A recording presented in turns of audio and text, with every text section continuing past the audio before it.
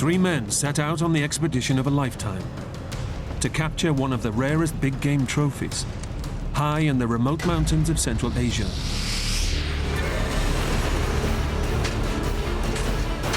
But instead of returning home in triumph, a raging blizzard traps them at 10,000 feet. That was one of the worst feelings I've ever had in my life. And just when they think their nightmare is over, their rescue helicopter goes out of control and crashes into the mountains. Stranded, they face frostbite, starvation, and death in the icy wilderness. If I don't walk out of here, these 100 people are going to be gone. You don't live through these kind of things.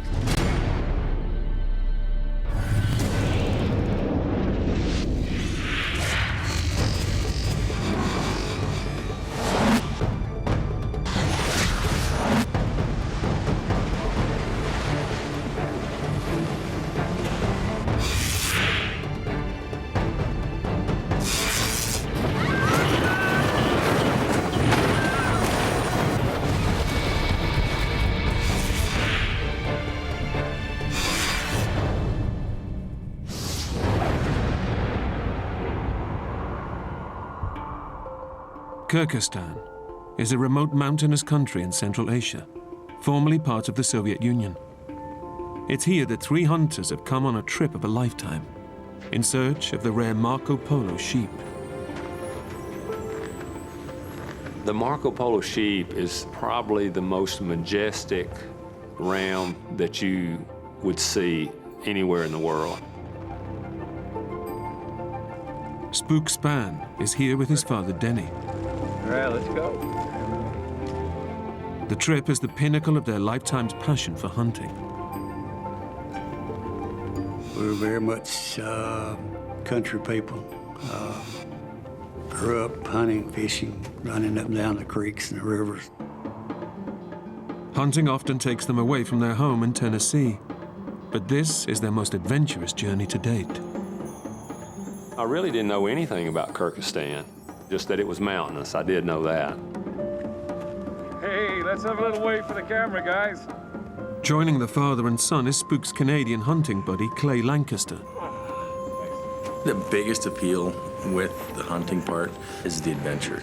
I mean, a lot of people think it's all about just shooting something, but it's not about that. It's about getting away from cities, telephones, people, getting into the high mountains. The three friends arrive in Kyrgyzstan and set off in minivans for their remote base camp.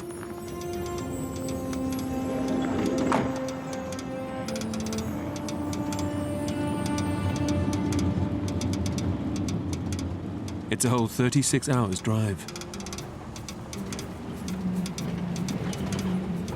The journey out to the camp was the hardest part. It was a long and tough drive, it really was.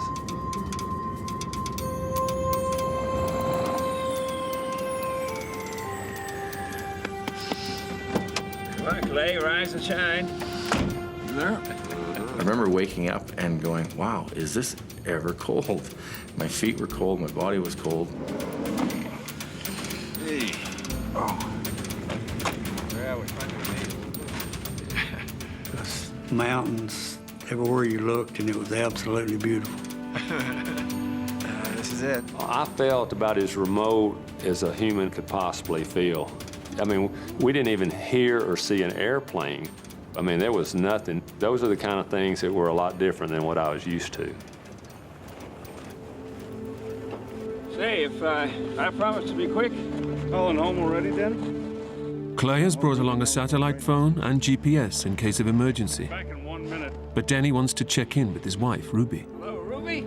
I called her and told her if we didn't fire a shot that this trip was worth it, because it was probably one of the most beautiful scenes I'd ever seen. Boy, it was worth the journey. Thank you. Hope you said your goodbyes, Denny. From now on, this is strictly an emergency phone. Well, you're kidding, Clay. Every call to the wife is an emergency.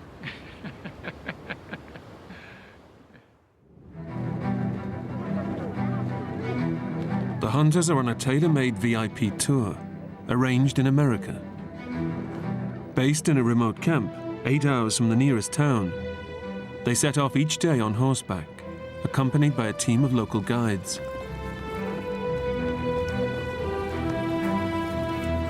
They were extremely friendly, extremely proud of their country, and they really wanted to teach you stuff.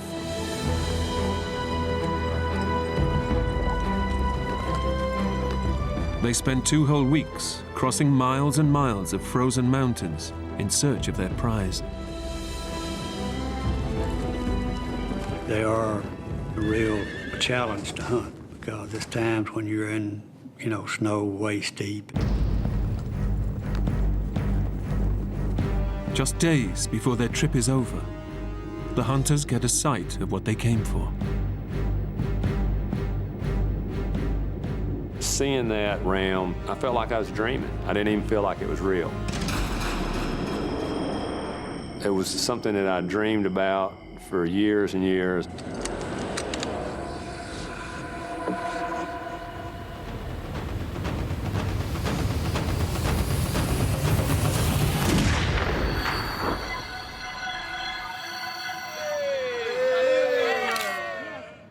We were real pleased with the hunt. We'd taken 2 real pretty Marco Polo sheep. So that night we had a special dinner to celebrate. It's the final night of the hunt, and the locals are determined to send the guys off with a bang. I don't drink, so I was having a hard time. I told them no, no, no, no, no. Well, they just wouldn't accept no for an answer. And so when they counted to 3 and they all threw it back, I just took the glass and threw it by the side of my ear and poured it out behind me and slammed it back down and shook my head just like it about killed me, you know.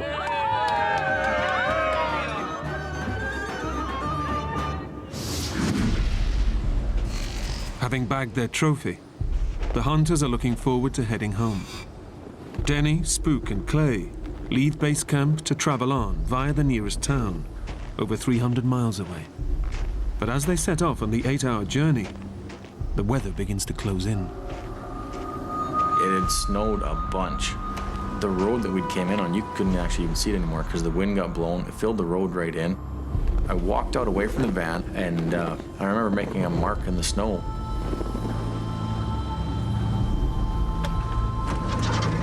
What'd you do that for? I said, that's about as far as I think our Volkswagen van's gonna get. I hope not. I don't think we realized how deep and how bad it had got until we started.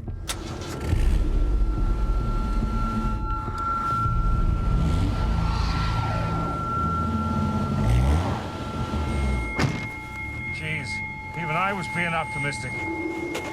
The snow is far too deep for the minivan, but the local guides now decide to carry on down the mountains to try and beat the oncoming blizzard.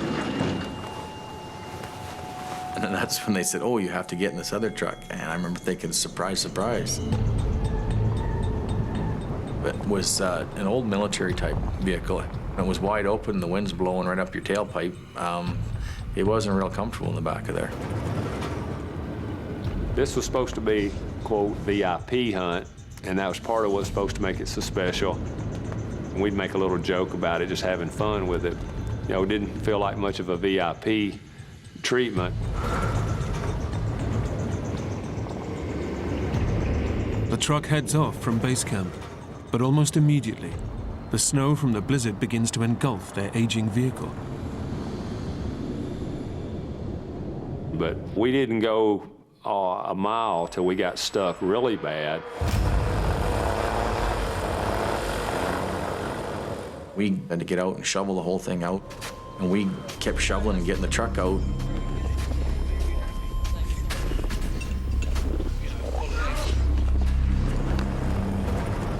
And everybody get pushing and get the truck rocking, and away it would go.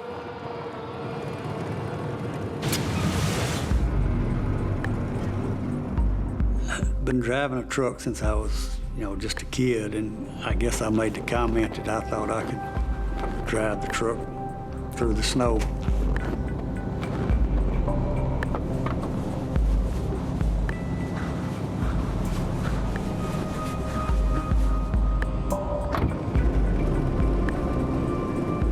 With Denny at the wheel, they struggle on through the snow. And he did an awesome job. We actually made it further while he was driving than we did with anybody else. But after a few hours, Denny tires and has to give up. After he started back, he never let me drive anymore. And as the day goes on, they keep hitting snowdrifts. We reached a point where we couldn't really tell where the road was at. Every time we come to some of the hills, we'd get stuck 3 or 4 times on the hills. You know, and eventually have to shovel the whole hill off, and then he could get a run, get to the top, and we'd go a little bit further. It just snowed and snowed and snowed and snowed, and it got deeper. By late afternoon, the hunters have come too far to turn back. And the weather is getting worse.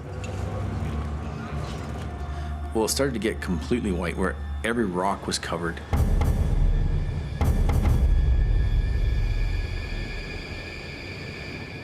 I mean, it was just solid white. The snow was snowing, and nothing looked familiar. You're in this huge, vast valley. We're getting stuck worse and worse and more and more. As the hours pass, the battle to make headway is taking its toll. The snow got so deep, you'd shovel it out and you wouldn't go 10 yards. We were just too exhausted to try to dig out anymore. I kept thinking, you know, this is starting to get to be a bad situation.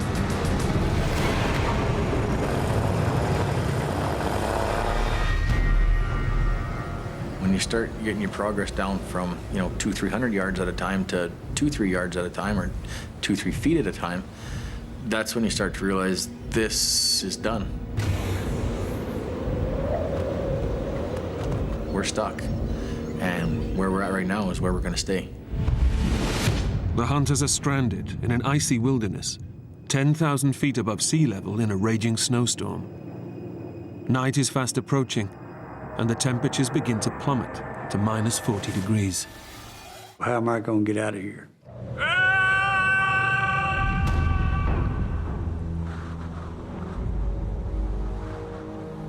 We decided just to stop and spend the night and wait and hopefully figure out a way to get out. That's when you're beginning to get a little bit apprehensive about, you know, how am I going to get out of here? The hunters know they have no option but to stay put in the middle of nowhere. It's gonna be one hell of a night for sure. It did get worse and became a real problem. As night falls, the temperatures plummet. Exposure to this extreme of cold can kill human beings within minutes.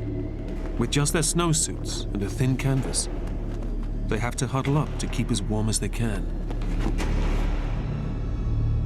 I mean, it got down to, you know, somewhere around 30 to 40 below zero that night. The back of the truck was very crowded and it was very cold.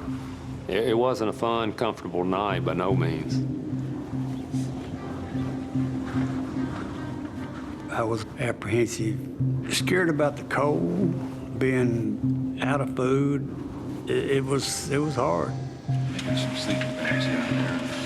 Dad is very, you know, compassionate, always thinking of other people. Somebody else. And he was worried about were they going to be warm enough. We gave them whatever they needed, socks, boots, you know, jackets, whatever we had that we didn't have on our body ourselves, we let them use. It's okay. As night wears on, the locals sense just how dangerous the situation is. They're getting a little worried. They live there all the time. They realize that people don't go out of their way to come save them, and there's no such thing as a search and rescue or anything like that. Their behavior went from kind of being a jovial, you know, fun, laughing, joking, to now it was just a blank stare, desolate, concern, worry, disbelief.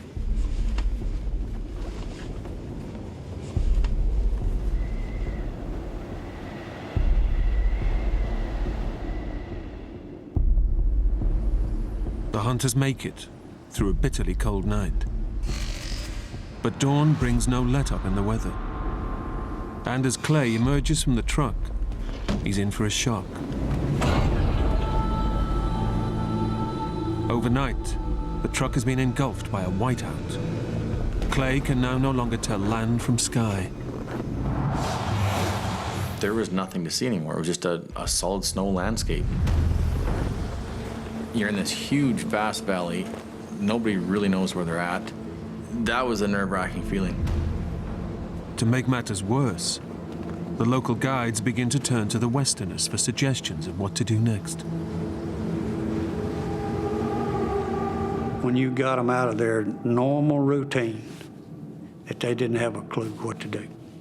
And that was, I think, the part that got scary. And that's when we decided, look, they're not going to get us out. We're going to have to do something else.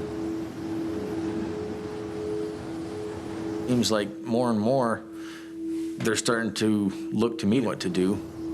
I'm in a foreign country, and I really don't know what to do.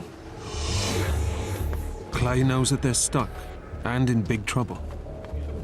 Using his satellite phone, he makes an emergency call to the man who they booked the hunting trip from.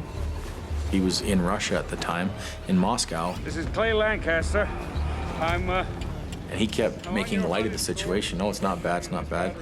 And I kept saying to him, you don't realize where we're at and what's going on right now. Like, we are stuck. Our truck is jammed in the snow. We can't take it out. Pretty soon he was to the point of, hey, I got to go for supper right now. I'm busy, I can't talk to you. Hello? And hung up the phone and turned his phone off. Hello? At that point there, it's a good thing I wasn't around him. Can you believe this guy? I said, that's it. I'm not relying on people here. I'm getting a hold of my brother back in Canada. But the battery in Clay's satellite phone is already on reserve. It's just seconds away from dying out. These are our coordinates. It's north 42.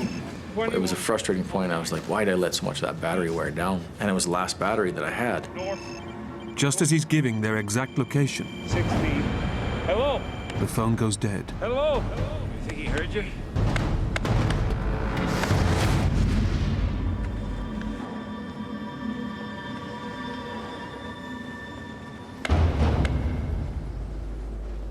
With no phone, the hunters are now completely isolated. All they can do is hunker down and try to keep warm. Oh, thanks a lot. We kind of got into survival mode, I guess. Just thinking about Ruby. Human instincts for survival do kick in when you get into a situation that you have to do something to survive. The hunters and guides finish their last scraps of food. With nothing left to eat, they'll weaken and succumb to the cold more quickly. It's now been 24 hours since they left base camp, and they begin to doubt that they'll ever be rescued.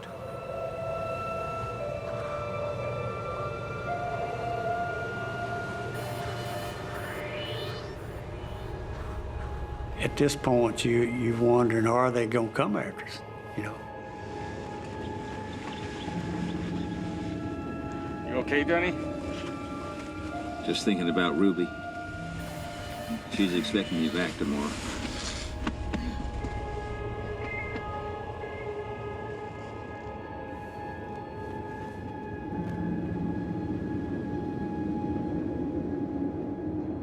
It was definitely a concern of mine that if somebody does get to us, are they going to get to us on time?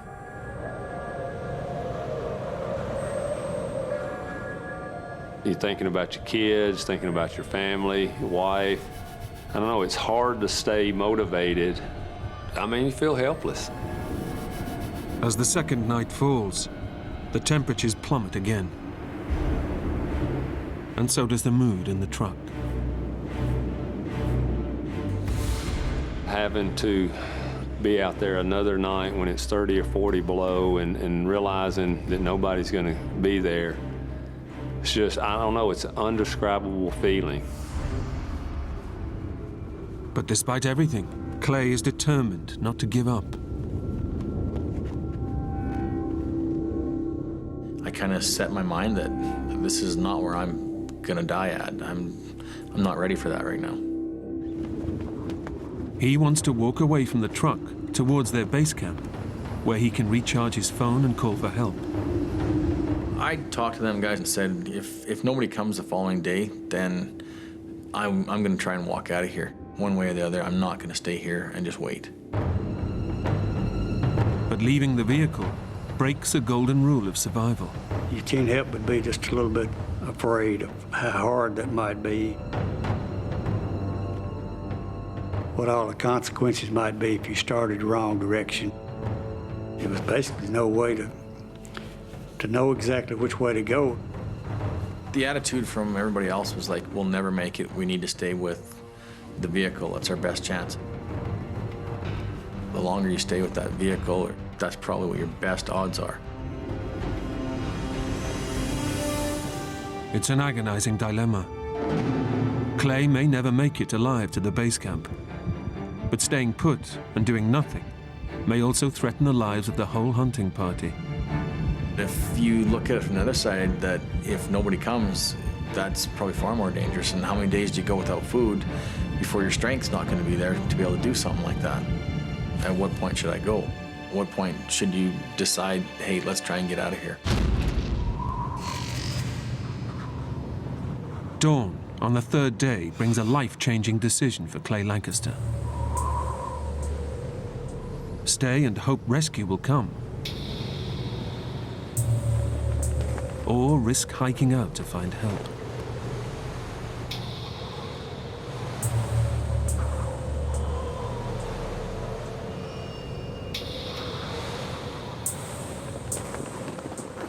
I thought to myself, okay, I'll give it to the end of today, and if nothing's happened by the end of today, then I'm walking. I definitely set it up in my mind that I was going to go. As the weather clears, Clay's decision to stay proves to be the right one.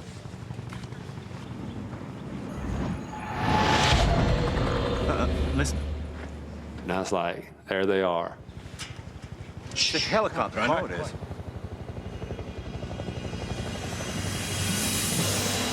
Come on! You know, it was a great feeling to see that helicopter come in.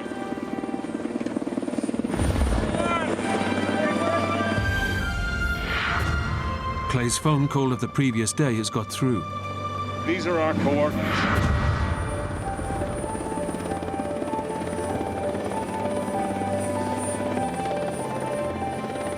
You know, everybody was excited.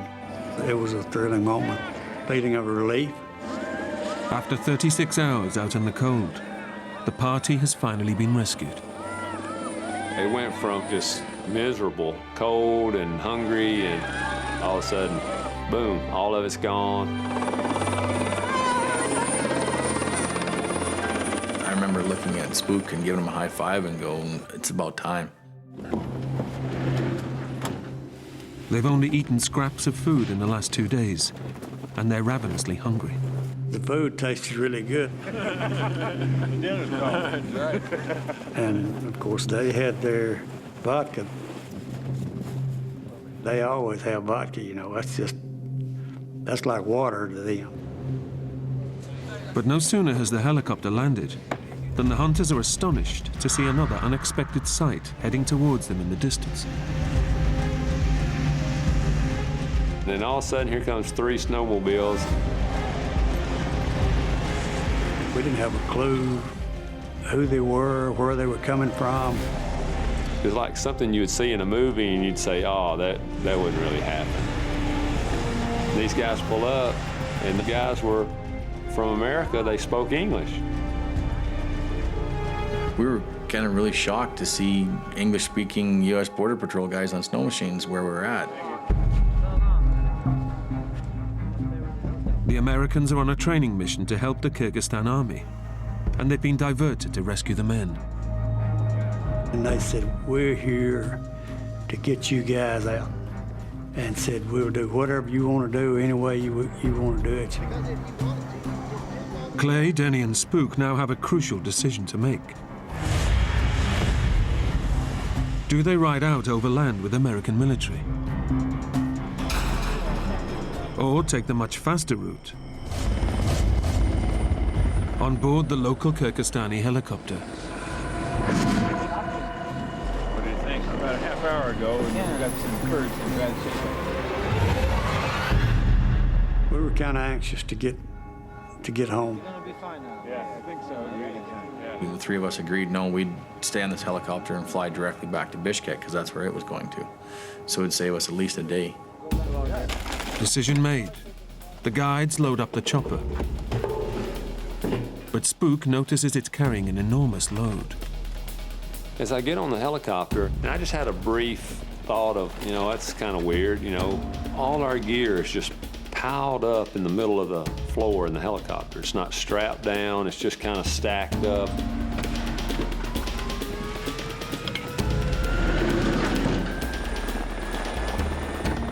As it struggles to take off, he begins to doubt they've made the right decision. And I look back at Clay and I said, "Do you think we're overloaded?"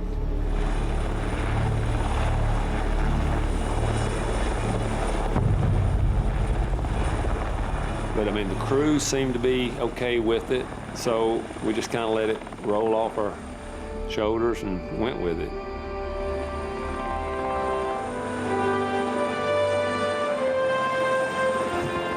The pilot gets airborne, and finally the ordeal is over. The three friends are on their way home. I thought, great, we're finally going home. Finally, we're heading out of here. Of the Kyrgyz people that were with us on the hunt, they was talking about, pointing and all this stuff and laughing. They'd never been on a helicopter before, so they were laughing about getting a ride. I remember looking out the window, just, being one of those surreal moments where it almost didn't seem like what had happened had happened.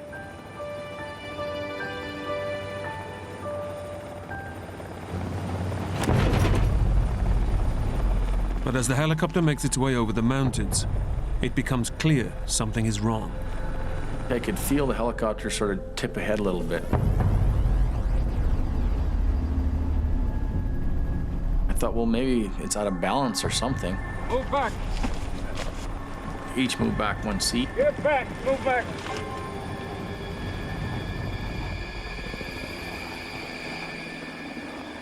I remember looking back out of the window and still seemed like we were high up. And that's the last thing I remember. The helicopter suddenly spins out of control and plummets to the ground. I didn't even have time to put my hands up, and then my face flew right into the top of the roof of the helicopter. It's just a horrifying moment. The fuel tank was on top of me.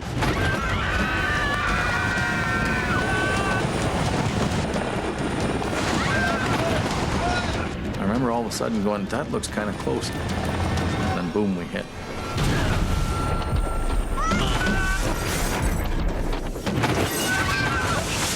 We went sideways and we flipped 8-9 times. People were screaming and hollering and stuff was flying in every direction. These drums came past me and hit me a couple of times.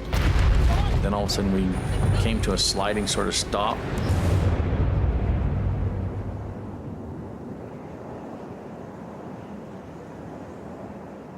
First thing I thought of was, you don't live through these kind of things.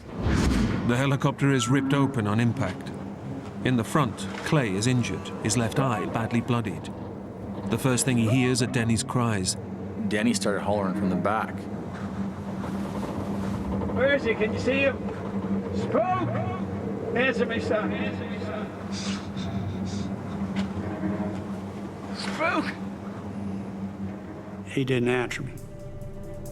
Denny has no idea if his son has survived the crash. That was one of the worst feelings I've ever had in my life.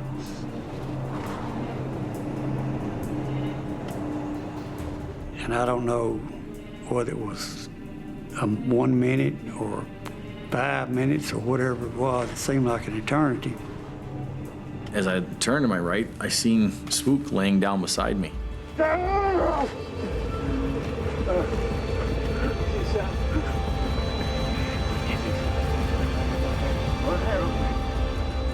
I said, it's okay, he's right here, he's right here.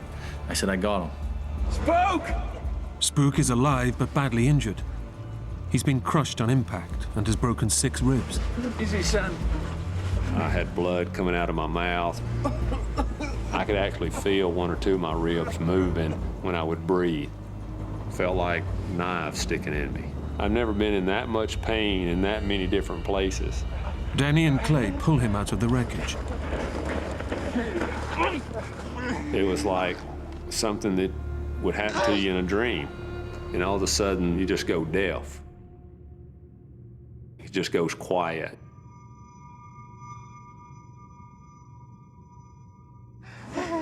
And it's only now Clay realizes that he too is badly injured. And I realized at that point there that I couldn't see anything out of my one eye. That eye.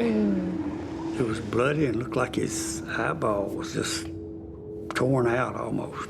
You know, I thought it was gone. And I looked at Denny and I said, How bad is it? It's bad. Clay has lost the sight in one eye. But despite his injury, he and Denny head back into the wreckage to help the others still trapped inside.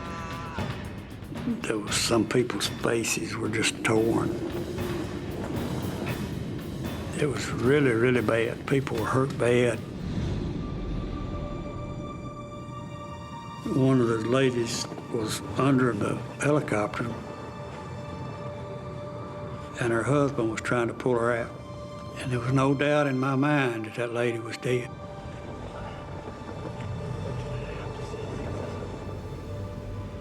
I don't remember how much time had passed, but he put her in his arms, carried her out, and he'd got her way away from the helicopter, and she was actually alive.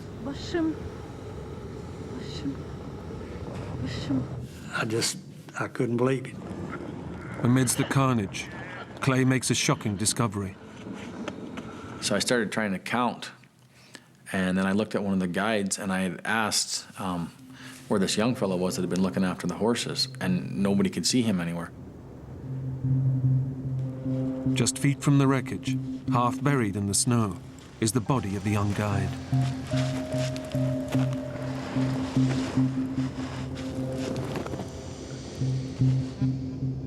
That was it, he was gone. It was a really weird feeling for me because 15 seconds before that, he'd moved into my seat. Everybody, move back! I've thought about it many times since then. I've looked back on it, wondering and thinking what would have happened if I hadn't moved.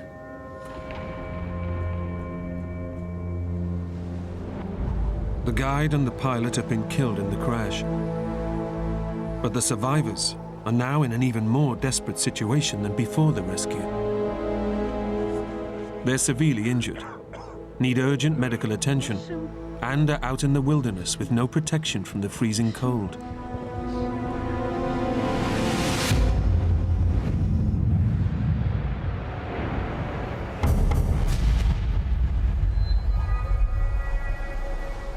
One of the ladies that was one of the cooks had really bad internal injuries plus a broken pelvic bone. There was another fellow that was unconscious. He was breathing, he had a pulse and everything, but didn't seem to respond to anything at all. It was a sad feeling, and knowing that people were hurting like they were, and it didn't seem to be anything that you could do. They're totally stranded, and with no life left in the satellite phone, they have no communication with the outside world. And we knew that we had already run the battery down to dead. But Clay knows he can't give up. He has to do something. It's their only chance. I knew the battery was dead, but I was wearing wool pants. So I grabbed the battery and I just started rubbing it on my leg, trying to create some friction on it. Clay is hoping that the warmth from the friction will produce enough heat to recharge the battery. And I rubbed it, hour and a half kind of thing, and just kept rubbing it. And then I put it back on my phone, turned it on, and I pushed send. It produces the slimmest of lifelines. Hello? It went through to my brother, Hey, it's me again. and I said, helicopter crashed. And and I got half the GPS coordinates of where we're at to him. Bro, And then the phone went dead. you still there? Bro! Bro! Did my brother catch it all? Did he write it down? I don't know.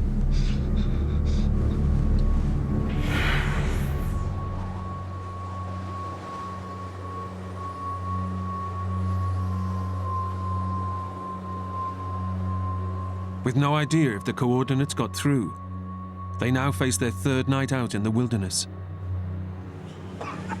And Clay realizes Denny is in extreme pain. You okay, Danny?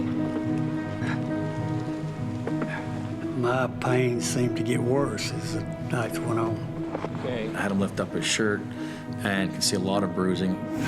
it's my ribs. The adrenaline has been masking the pain until now. I could tell his ribs were broken, and I was worried that, something was going to happen to him, whether it was puncturing a lung or maybe he'd already done something. Maybe he had some bleeding inside too. I say you've broken a couple of ribs there, Danny. Yeah, well, maybe, but you don't look too good yourself. The temperature plummets, and exposed on the mountainside, they have no protection against the minus 40-degree cold. Several of the other people had gone and built a fire. And there wasn't really that much stuff to burn other than just stuff that was on the helicopter,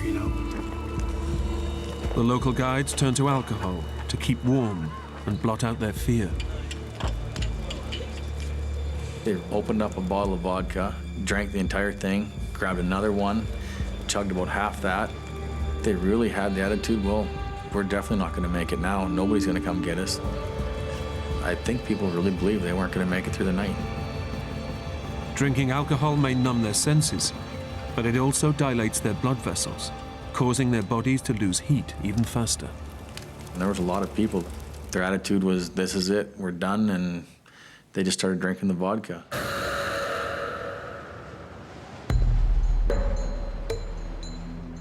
As night wears on, the fire begins to burn out.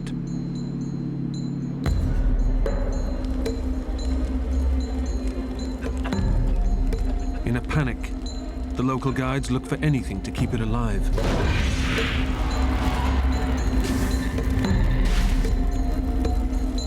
I see people start burning their clothes, throwing jackets in there and shoes and stuff.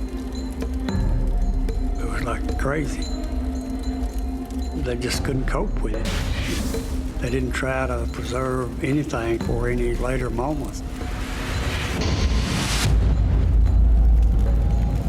I thought this is going to get really bad in a quick hurry.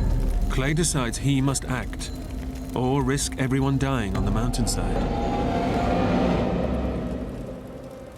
I'm not really good at sitting there and not doing anything. I don't really wait for anybody else to tell me what to do. I just go do it. But Clay himself is carrying an awful injury. I took a bunch of snow, cleaned off my eye the best that I could, and actually took some duct tape that I had there and just duct taped it up. He now realizes he has no option. Half blind, he knows he must leave the wreckage and seek help. This isn't good, if I don't walk out of here, there's definitely going to be some other people that are going to be gone.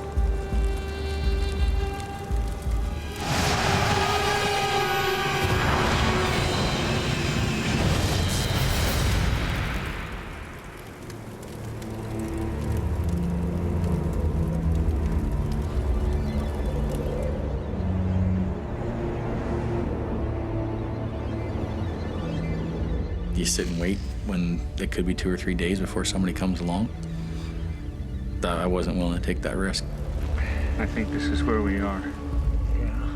Spook and Denny are too injured to go with Clay. You'd never make it. The one husband, he was extremely concerned about his wife. Take one of these guys with me. There's a real strong bond that as soon as I got to camp, I could see between the two of them. So I thought at that point, if we wait 2 or 3 days here, she's definitely not going to be here. And that's when I said to him, I go, tomorrow morning, you and I are going to have to walk out of here. And he really didn't want to lose her. He was broke down pretty hard. So that's when we made up our mind the next morning that we were taking off.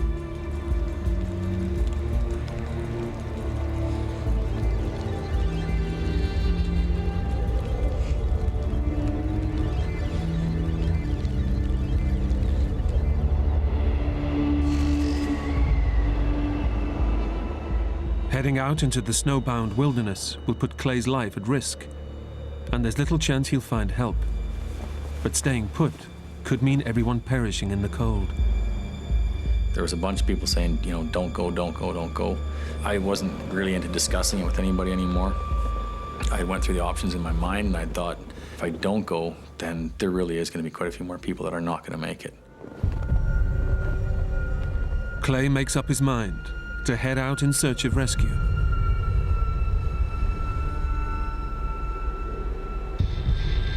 The husband of the seriously injured Kirk woman volunteers to go with him.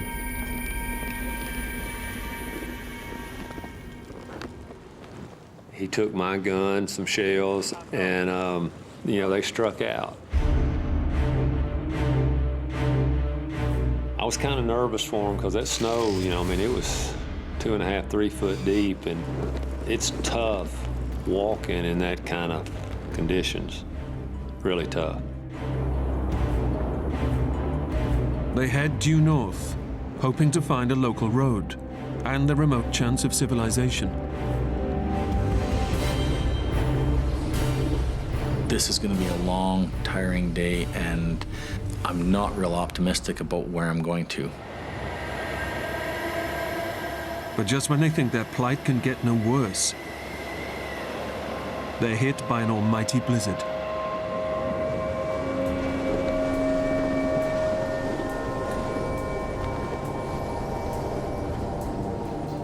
It started snowing again like crazy. It was a complete whiteout blizzard. And when you're in a complete whiteout like that, in that kind of a landscape, the snow as deep as it is, you actually get to a point where you can't see anything. You can't make out any other color than literally to hold your hand in front of your face.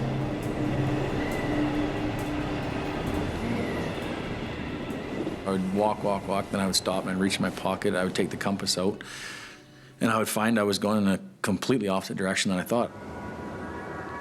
I thought I was walking in a perfectly straight line. With only one eye, the blizzard causes Clay debilitating snow blindness.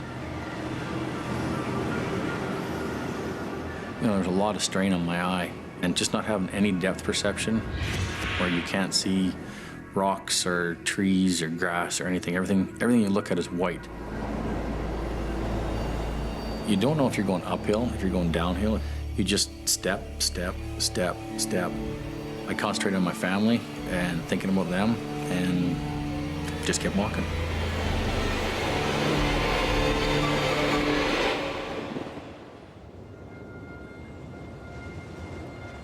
Back at the wreckage, Denny and Spook can only wait and hope Clay will make it through. Seeing death around you, seeing people other people who you think may die within the next few hours, and being faced with the possibility that you may be one of those people. I had thoughts about, you know, missing out on my kids growing up, and, you know, all the things that you get to experience and enjoy as a father. Fishing trips, hunting trips, ball games, plays, you know, just watching them grow up. I love my wife dearly, and the thoughts of, you know, not getting to see her again, you know, race through your mind.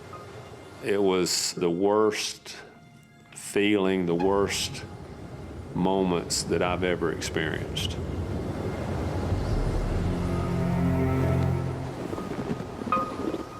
Clay and the guide have been battling through the snow for 10 hours. My legs didn't have the energy. Every time I'd step, I was like, take a deep breath, and it's just like picking up a chunk of lead.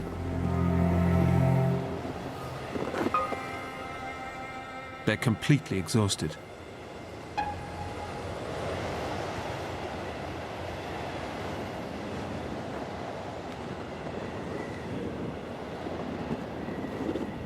was getting closer to dark, and I hit the top of the hill. Then, out of nowhere, he sees the sign of life he's been hoping for. I looked in front of me and I could see a military outpost, and I could hear snow machines. It's a chance of rescue. But the riders of the snowmobiles can't see Clay and the guide. He has to find a way to get their attention.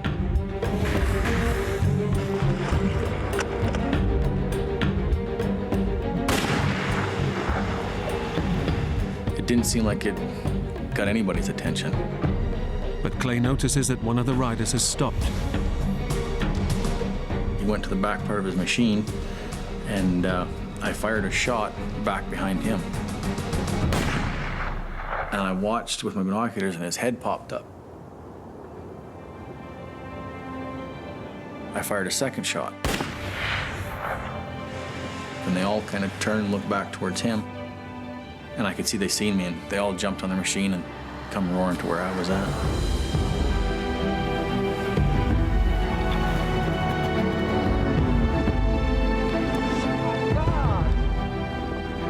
Incredibly, the snowmobiles are the same ones from the US military that Clay, Denny, and Spook turned down a lift with just 36 hours earlier. Seeing English-speaking guys on snow machines at that point, I was pretty happy to see them. After 3 days out in the mountains, their ordeal is finally over. Hearing that snowmobile get closer and closer and seeing him pull up, it was a sweet feeling. Oh, it was just a great feeling. That was one of the greatest feelings I've ever had. The hunters are flown to Hong Kong, where they receive medical treatment.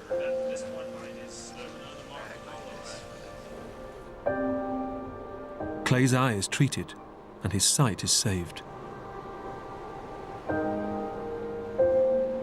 Do I still hunt like I did before? Yes.